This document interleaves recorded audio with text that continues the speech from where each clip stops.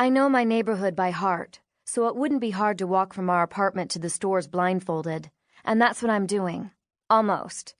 My book is up in front of my nose, hiding my face so no one will see the tears in my eyes. I'm almost at the end of the story, and I'm sure Lad, the collie, is going to die. No matter that he's old, he's such a good dog. But Lad isn't the only reason I'm trying not to cry. It's because of Pop, who right now is sitting in the big green chair in our living room.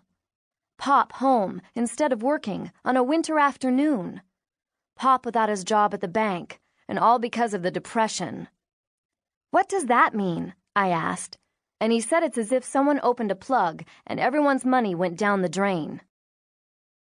I know almost all our money is gone. After lunch, when I was drying the dishes with him, I asked, "Can't you ask your brother, Elliot, for help with money?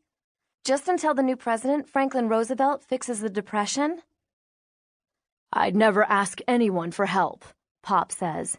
"Not even my brother. Besides, he doesn't have any more money than I do." I guess I wouldn't ask for help either, I say, considering. All the heroes in the books I've read do it on their own, too. Now I wipe my eyes with my sleeve and turn the corner to Charlie the butcher's store. I press my nose against his window, even though it's dusty and a leftover fly from last summer is spattered against the glass. Charlie sees me and raps on the pane. Dum-diddy-dum-dum.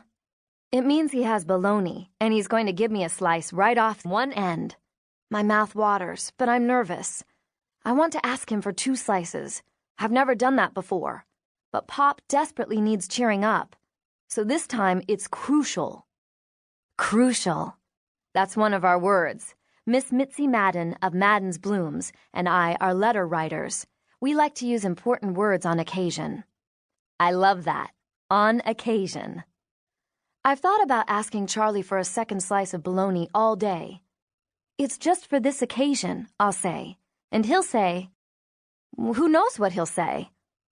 I open the door, listening to the bell tinkle overhead. The sawdust on the floor crunches under my shoes as I go to the counter. "Hello, darling," Charlie says. He says that to everyone. "Is it possible on this occasion," I ask, "to have 2 slices of bologna?" "Ah, good girl," he says. "You want to treat your sister Cassie." Not in 100 years, but I don't say that. Instead, I glance at the pig's head in the case. Poor pig. His dead eyes stare up at me. The pig is the only thing in the case except for a shiny slab of liver and the bologna. "It's because of the depression," Pop explained to me the other day. Everything has to do with the depression.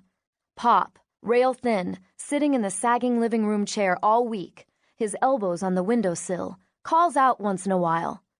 "There goes the mailman. I'm glad for him. 7 kids. He really needs his job." Or, "The milkman's trying to hold on, but no one can afford milk anymore." It's because of the depression, Pop says, that Mr. Appleby sells apples out of a barrel on Clinton Street. He polishes them with a rag so the buyers won't notice the brown spots. "Doesn't that just fit?" my younger sister Cassie says. "Appleby selling apples." And what about me? All I want is a dog or a cat or even a fish in a tank that we can't afford.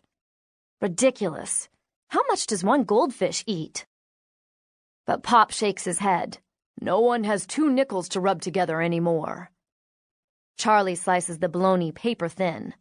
"For such a good girl, Rachel, 3 slices." He beams at me, his teeth white under his mustache. "I will never forget your generosity," I say. Then I add, "Don't forget the cat." He pushes a fist-sized lump of meat toward me, grinning. I pick up the lump with 2 fingers and the slices of bologna in their waxed paper jackets and skedaddle out of there. Outside, I deposit the lump under Clarence's tree, remembering the letter Miss Mitzi and I wrote to the governor. We told him a thing or two, mostly that we are very displeased about the depression. Where did all the money and jobs go anyway? I wonder if he's read it yet. I hope he takes it to heart. Clarence is perched on a tree branch above my head.